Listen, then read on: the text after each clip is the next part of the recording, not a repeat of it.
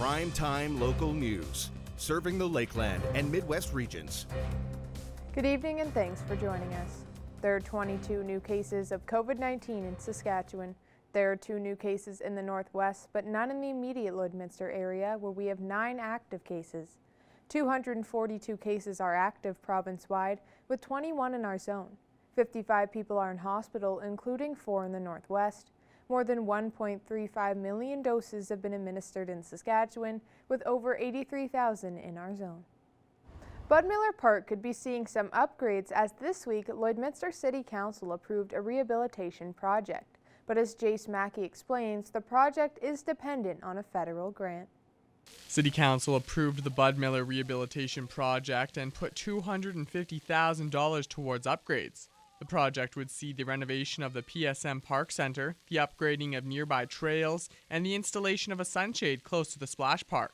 The city is hoping the federal government will help fund the project through the Canada Revitalization Fund. The fund's goal is to support community infrastructure projects and help rebound post-COVID-19, funding up to 75% of a project to a maximum of $750,000. Having the opportunity to get into at the front end of that application program and put together a very, very strong application. It was important for the city to move forward with the project now, as the deadline to apply for the Canada Revitalization Fund is July 23rd.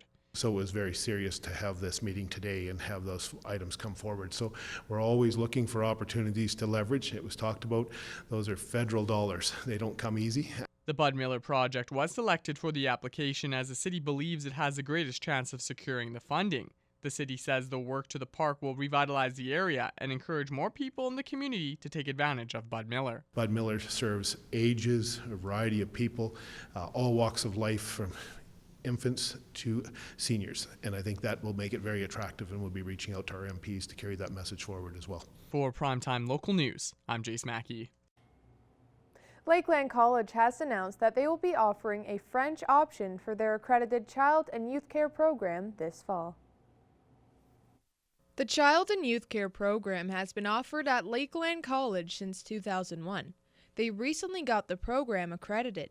We received accreditation of our program from the Child and Youth Care Education Accreditation Board of Canada. So lots of hard work went into that process, and students can feel very confident about the program that they're receiving from Lakeland. It is a nationally recognized program. Lakeland College started offering French programs in 2014 when they were partnered with the University of Alberta's Campus Saint-Jean.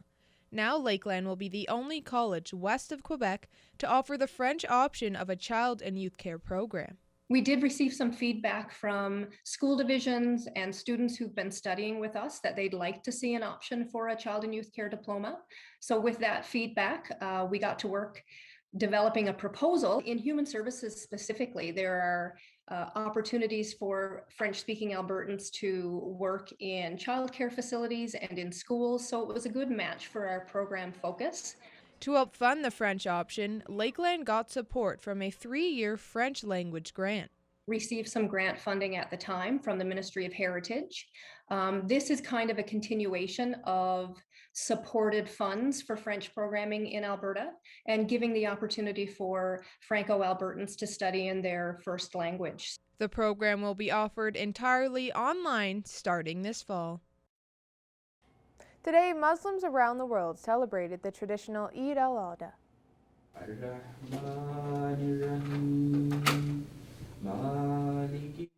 Eid al-Adha is the festival of sacrifice, which comes 10 weeks after Eid al-Fitr. This is the first celebration held at the mosque since the COVID pandemic, and they are happy to see members of the Muslim community back in person for gatherings. Just to be on the safe side, we still had 3 feet distance, and we still requested members, those who can, they should be wearing masks. So members were really excited. The ladies were extremely excited. The kids who weren't allowed to come before, age 7 and under, they were extremely excited. I personally received many messages from the community members, members of our community, and how excited they are. The prayer was followed by Eid greetings and other celebrations afterwards.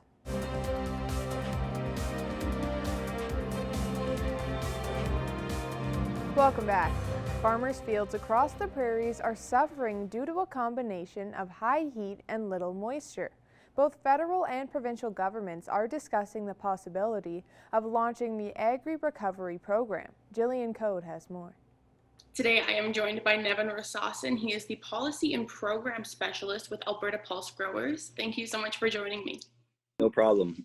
Happy to be here. So just growing conditions across the province are not great, to say the least. What's it like to be growing this year? So I think producers have seen a little bit of everything this year. Obviously a very cool spring, not a lot of moisture reserves from last fall. And certainly, we've seen weeks of above 30-degree weather in southern parts of Alberta, and even, records being broken up in the Peace Country as well in the low 40s. So our producers have been experiencing lower than, average or long-term average rainfall, but also higher daytime temperatures than ever recorded before. And certainly there's been a lot of producers, some of our more seasoned farmers, so to speak, that remember 1988 and of course 2002 and 2003, but even some of the very old timers talking about 1961 and this year being very similar. One of the things that we haven't seen in those other years was high winds, and we had some winds all across Alberta and the prairies that were, relentless. And so the wind speeds as well as the high temps have really taken a toll on a lot of crops. Seems like the perfect storm of bad conditions for this year's growing year. Just how dire is the situation?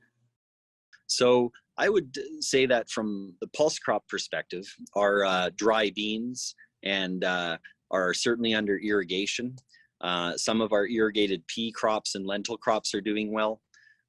Lentils, seem to be a fairly good crop for water use efficiency. Certainly they have a lot more yield per vegetation type of index, right? They set a lot more grain yield in relation to the amount of vegetation you need. But our pea crops are suffering, and even under irrigation, growers are expecting below average yields. So from the pulse perspective across the province, faba beans, which are traditionally grown in most areas of the province, but under irrigation are doing okay. But anywhere else, faba beans love moisture. So we're looking at maybe 30% of average yields in faba beans. Peas, definitely below average, maybe 50% of what we're used to for yield. And, again, our irrigated crops, dry beans are doing well. Certainly some chickpea growers have caught some timely rains. We don't have a lot of chickpeas, but yes, across the board on pulses, other than dry beans, we're going to see reduced yields. And I know at both the federal and provincial levels of government, there's been talk around the Agri-Recovery Program. What exactly does that entail? Great question. And I guess the devil will be in the details. What we have been assured by our ag minister provincially, Minister Dreeshen, that he was going to bring this to Minister Bibeau's attention in the FPT meetings that happened last Thursday. And certainly I think agri-recovery was brought up. How that payment might take place or what shape or form is another question. Whether it will be broad, payment across many counties or targeted, we're not sure. All we know is that the minister agreed that, to put semantics aside and to go with his counterparts in Saskatchewan and Manitoba and make the case for agri-recovery. Certainly the program is cost shared 60-40, 60 being the feds, 40 being the province. And Minister Dreeshen, in a meeting last week with all of the major crop commissions, as well as Alberta Beef, had reiterated his support, but also Minister Tave's support, the finance minister, that they would be willing to ante up the 40% for agri-recovery. Certainly in 1988, there was a large payment that was made. 2002, I believe, as well, to the tune of somewhere around 800 million was released. Again, in today's dollars, we're not sure what to expect. All we know is that both ministers have said that they recognize the hurt out there. Well, thank you so much for joining me. I very much appreciate it.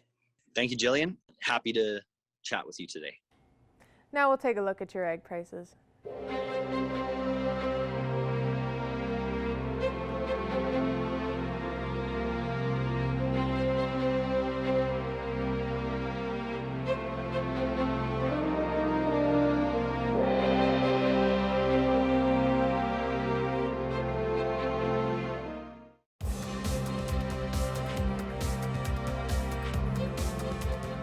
While things cooled off in Lloydminster over the weekend, Halstead Downs may have been the exception, where drivers were heating up in the first annual North American Chuckwagon Championship. We go now to Evan Kenny with more on how the 9 days finished up. We're sticking it to COVID. We're kicking off the summer right here in Lloydminster. How much better could it be?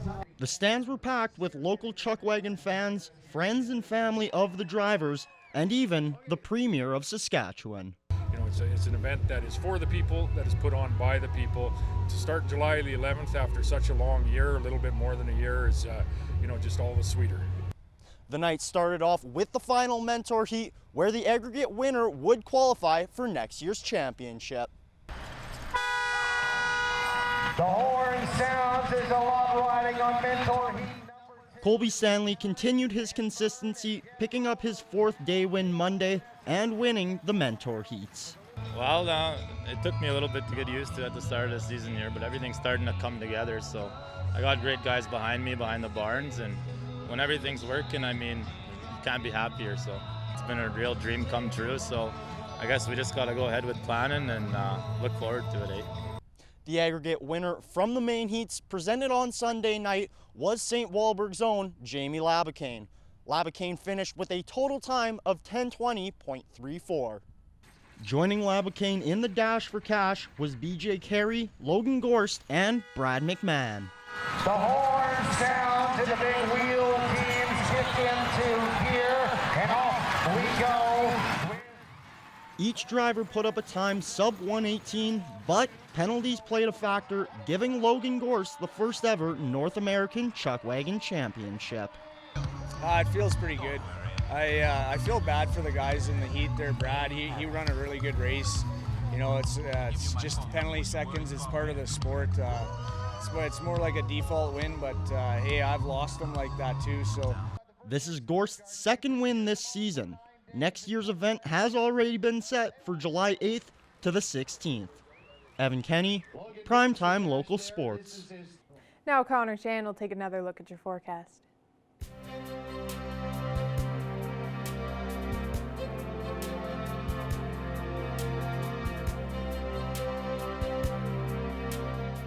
All right, thanks a lot, Jasmine. As we take a look here, we're seeing lots of those mid-teen temperatures, and of course, as we heard from Peter Quinley yesterday, that's kind of why we're seeing that, mainly because of the smoke that we're getting from those wildfires, as the heat is getting a little bit suppressed in the smoke overcast that we're getting, and lots of rain expected potentially over the next little bit here. It may not be enough to partially clear it off in some areas, but some showers nonetheless has been something that we are going to welcome with open arms here. But as we look out west there, take a look, 17 degrees in Edmonton, Athabasca, a little bit warmer all the way out in Jasper at 29 degrees, 22 in Edson as well. Looking over into Saskatchewan areas right now, 23 in Saskatoon with 20 in Melfort, and then 19 in Meadow Lake and in Prince Albert. Moving up to the northern areas, we could see some of those areas are still in the air quality statement, and like much of Alberta, pretty much 90% of Alberta are in that special air quality statements where the smoke is still playing a major factor. But 16 in Alosh and Buffalo Narrows with 20 in Uranium City, Wollaston Lake, and Larange as well. A little bit warmer on the south end and Flin Flon areas. A little bit still in the same areas with the mid-teens in the northern Alberta areas, as there's some areas in the thunderstorm watch right now for them. 16 in Fort McMurray, 18 degrees in Slave Lake and Peace River, and 24 in High Level. Now down south, it's a little bit different, a little bit warmer, as we see temperatures in the 30-degree mark in Medicine Hat, 29 in Lethbridge, Banff sitting at 28 degrees, and Calgary at the 20-degree mark right now. As we look over to southern Saskatchewan, we see those mid-20 temperatures still hanging around, with 25 in Moose Jaw and Kindersley, Swift Current sitting at 22 degrees, 21 in Regina, and then 21 in Estevan as well. Now, as we take a look across the rest of the country here, we see lots of cloud coverage still hovering over, as some of those fires from Manitoba, of course, are causing some smoky conditions. So 23 in Toronto, 22 in Quebec City, 21 in Winnipeg right now, and then lots of cloud coverage continuing on into the Maritimes at 22 in St. John's. And Vancouver sitting a little bit more sun with that high of 22 degrees. Some cloud coverage still hovering around the Edmonton area at that 17-degree mark, and then Whitehorse course, sitting at 21 right now, all the way up in the Yukon. We are going to get a little bit warmer for tomorrow, but we could see chances of some more thunder shower potential in the daytime, and we could see that overnight tonight as well, which will carry over for tomorrow. So 27 is our expected daytime high for us here in Lloydminster, as well as in Wainwright, Provost, Wayne. 26 up in Bonnyville, Cold Lake, and St. Paul for tomorrow, and then we'll see 30 degrees in North Battleford, and then 28 degrees we'll see in both Lakeland and in Maidstone. Now looking to the next 7 days, we could see some rain continuing on also into Thursday. Things should start to clear up a little bit for Saturday and Friday with 23 and 24 degrees. We'll still get lots of cloud coverage for Sunday and Monday, as it'll kind of continue on there. It all depends on how much the smoke part weighs in the sky, as we are hopefully to see some clear sun for here in Lloydminster, and then going into Monday, Tuesday, we'll see that high of 25 degrees. So lots of cloud coverage expected for the next little bit here. We're just beating our averages for early next week here, as we're still kind of just above our daytime averages for July. That's a look at your weather for now. We'll have more primetime local news after the break.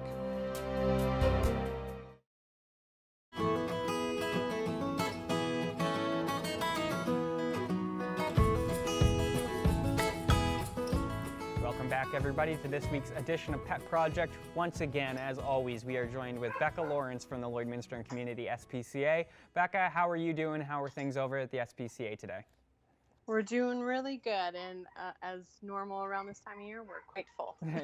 As to be assumed, yes, I know. We've talked about it lots. It's kind of the hot season right now as far as that goes. But let's just get started with the friend you've picked out today. So so cute, by the way, adorable. They've been hanging out the entire time we were chatting off camera, just soaking in the love. So why don't you tell me about this little girl here? Yeah, this little one here, I'm not sure exactly on the name. We came up with some theme name for them, but this one is about 5 weeks old. Look at the camera here. So this cute. one is a little bit more of the screamer. It likes all the attention. So basically, so she's one of the few. So I mean, we got basically a couple here that we're looking for fosters for. That's our biggest thing right now, still, is needing fosters. These are some of our little babies and mom in there with them. And then this one's little siblings that are sleeping all peacefully, unlike her. And then, we got these two little rambunctious ones over here as well. So, yeah, basically, we're just looking for fosters for these cute little guys. And just because, I mean, obviously, we want to get them out of the shelter, out of any reach of disease or anything like that, and just give them their best chances. And even like the little orange ones you just seen, they're a little bit scared of people. So kittens that are really good candidates for, socializing and things like that. Yeah, I was going to say, I'm sure that cats are very similar to dogs in where they kind of have to be socialized early, right? Like if you want a cat to be really friendly with people, you really want to start getting it acclimated to humans early on in its life. So I'm sure that fostering, a kitten is probably, especially a noble thing to do, because you're kind of teaching it how to, go about its environment and how to interact with people and things like that. So definitely hugely important. And just to quickly touch on it while we are talking fosters, obviously, anybody out there who can help out, get in touch, please. It is the hot season for pets right now, kittens, everything like that.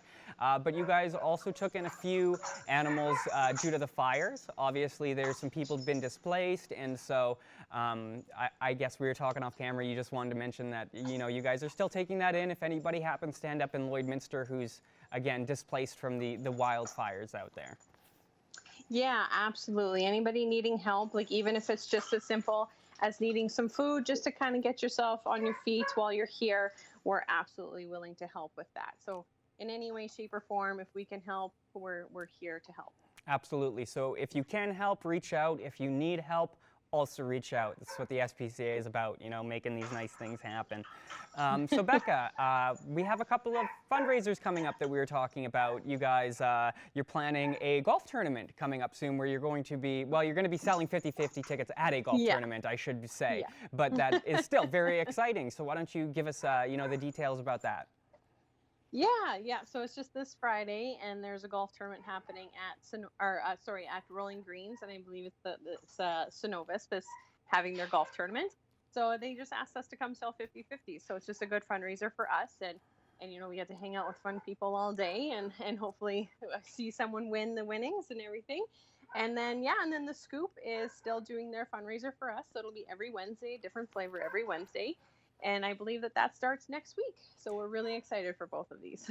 Perfect. So if you're looking for something to do this weekend, the golf tournament is on Friday, Rolling Greens. And, hopefully the weather should be a little bit nicer by then. We're getting some rain to hopefully, put out some of those wildfires and clear the air a little bit, which would be great. And if you got a sweet tooth, definitely be on the watch at the Scoop next week to check out the SPCA flavor. Well, that's unfortunately basically all the time we have here, Becca. Real quick before we go, is there any physical items that you would like people to drop off if they happen to have them? Anything you're looking for right now? Big one obviously is kitten food and wet food. We're going through it pretty quickly with our fosters and us using it. So any type of kitten food, any type of wet canned food is perfect. And it's kind of the same thing with dog food right now as well too. Just with the influx and again with people evacuating from the fires and things like that, we just want to make sure that we have anything on hand for them. But puppy food, wet food as well for dogs is another one that we'll be looking for soon. Perfect. Well, there you go, guys. We need food for all the new additions that we have to the SPCA. Beautiful. Well, I want to thank you for taking time to speak with us again, Becca. And again, anybody out there, if you feel like helping out, fostering, dropping off items, please do that. Again, it's the busy season, so all the help is definitely appreciated. Thank you so much, Becca, and thank you to all of our viewers. Thank you. Thanks. Manage your waste and recyclables with Quick Pick Waste Disposal. 100% locally owned and proud to serve and support the communities we call home. Quick Pick, the convenient solution to avoid pollution.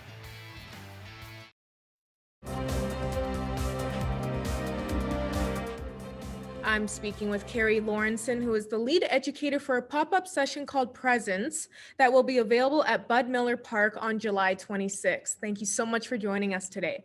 Now, can we start off with telling us what this session helps people with? Yeah, absolutely. So we designed Presence really based on a few of our other programs that we were already running. So basically what Presence entails and kind of what you can expect when you come on the 26th is it has 3 components. So the first one being a component of mindfulness. So really working to pay attention on purpose in the present moment. And then we're going to go through some movement.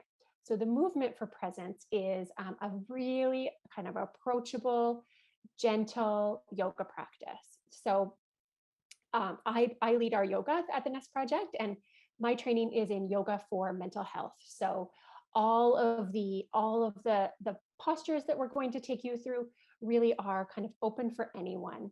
So, and then the third component is reflection. So we'll kind of wrap it up, tie it all together with a journaling component to complete the evening. So 3 different components in one pop-up, which is kind of exciting for us. Now, what organizations is the Nest Project partnering up with for this? Yeah, so we have been really, really lucky to partner with the Thorpe Recovery Center. So we're partnering with the Thorpe to offer this. And then all of the funding has been provided by Project Sunrise through Lloydminster Regional Health Foundation. So we, some of you who are watching maybe have taken part in our Living Well series. So in the spring, we were running some series online, and now we're really lucky enough to gather in person. So we're going to do 2 pop-ups through the summer, one in July, one in August, both at Bud Miller Park. And then we'll continue again with some fall series that will be running through Living Well. So yeah, Thorpe Recovery Center and Lloydminster Regional Health Foundation, Project Sunrise, we've been really lucky to partner with them, and it's been a strong collaboration so far that we're really looking forward to continuing for Lloydminster and surrounding area. Why did the Nest Project and these other organizations find it important to offer this to the community now? So really, it is all about kind of setting people up in regards to their well-being. So what can we do? What do we have accessible to us right here, right now, that we can kind of learn to practice? All of the offerings by the Nest Project are things you can kind of do on your own in your own home, not really requiring you to go out and buy anything. And so really the umbrella is around positive psychology that we use. And it was really nice. So we were doing some work with the Thorpe Recovery Center with their staff and with their clients. And we just kind of got talking a little bit about Lloydminster as a city, and again, the surrounding area.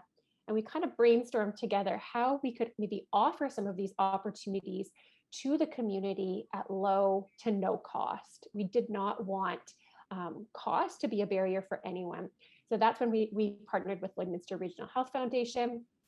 And we just really feel like the opportunity to get people to come together, whether it be online or in person, and just talk about wellness and learn some strategies and some tools to practice is a really good opportunity to kind of bring out the best for people in the community. And you were saying earlier that there will be multiple sessions planned in the future? Yeah, absolutely. So again, we're going to be offering a second pop-up for Presidents in August. And then starting in the fall, again, probably starting in October, we'll get back to kind of our regular programming that we were doing. So those were 3-week series that we were offering, and they were online in the spring. And we're really hoping that we can come together in person for some of these opportunities. Again, it's kind of a large area, so I'm sure it'll be a combination of both online and in-person opportunities coming in October. What time will the session on July 26th be at? So it's going to be at 7 p.m. So it's going to run from 7 p.m. to 8 p.m.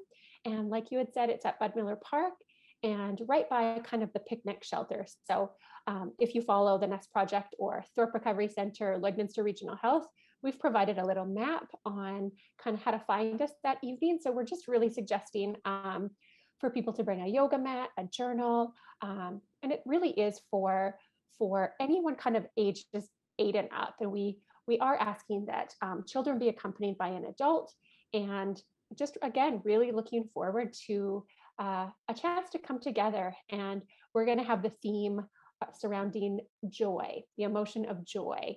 So I think it's going to be a really beautiful evening to have a little bit of movement, some mindfulness, and then a little bit of journaling as well.